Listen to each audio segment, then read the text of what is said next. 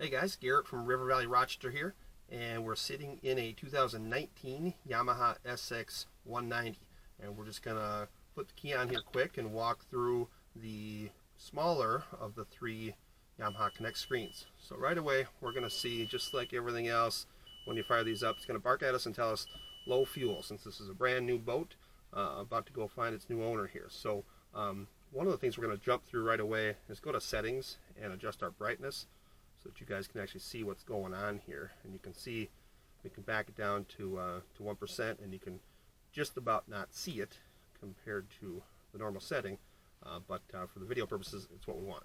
So we're going to go ahead and go back to home, and we're just going to point out some of the basic features that we're looking at here.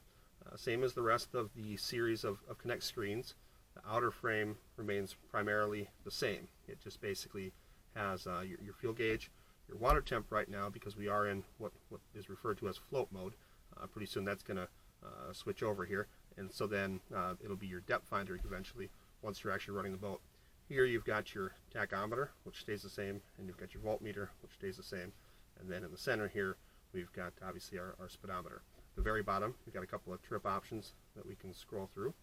But we're going to go ahead and hop over to our trip info right in the center.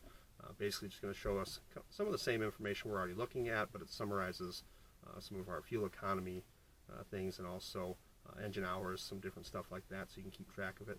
But on top of the ability to adjust the brightness in our settings, we've also got the time, the unit, and also again wellness.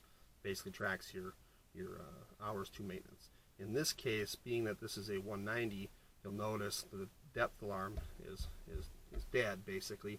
That is because the 190 series does not come standard with a depth finder. We very commonly add the Humminbird depth finder over here, and it has its own alarm and its own settings as well, which we definitely highly recommend as a little bit of a basic navigation aid, not a primary navigation aid, as it can get you in trouble being a stern-based transducer.